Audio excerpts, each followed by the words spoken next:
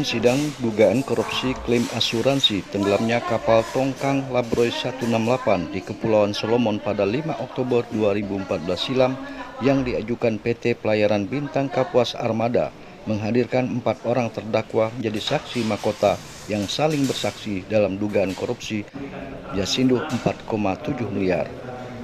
Keempat terdakwa saksi mahkota yaitu Thomas, mantan Kepala Cabang Jasindo Pontianak, Danang Saroso, Kepala Divisi Klaim Asuransi Jasindo Pusat, Riki Triwahyudi, Direktur Teknik dan Luar Negeri Jasindo Pusat, serta Sudianto alias Aseng, Bos PT Pelayaran Bintang Kapuas Armada.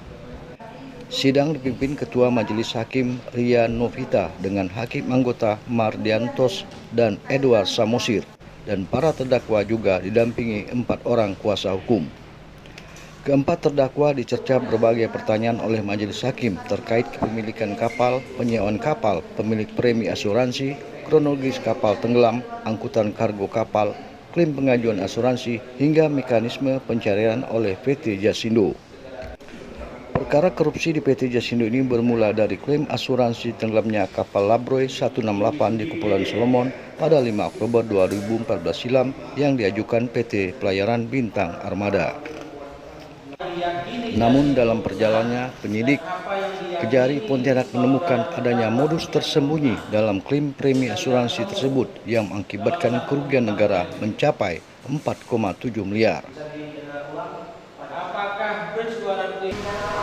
Nah, kami melihatnya justru gugatan itu menjadi semacam sarana oleh terdakwa, khususnya dalam hal ini terdakwa Sudianto, untuk mencairkan uang perusahaan, uang negara, membayar klaim, dalam rangka membayar klaim atas tenggelam atau kandasnya Labroe 168. Padahal Sudianto sendiri bukan pemilik kapal.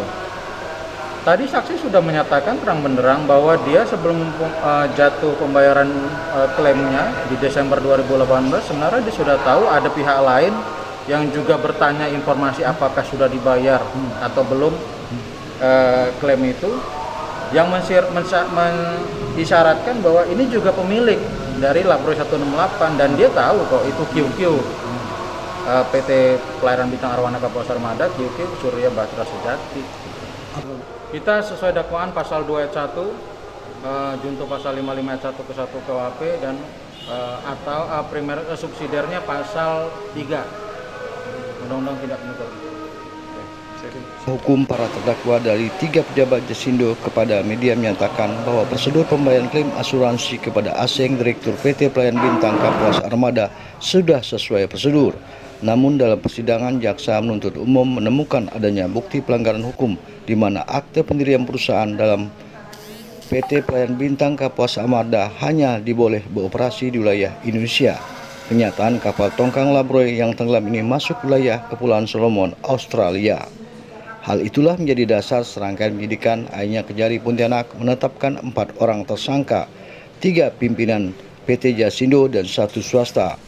Kejari Pontianak pun melakukan penahanan terhadap pucuk pimpinan PT Jasindo pada Kamis pagi 8 Agustus 2019 lalu. Namun selang sehari sempat menginap di rutan kelas 2 Pontianak, para terdakwa dibebaskan kembali hingga kini.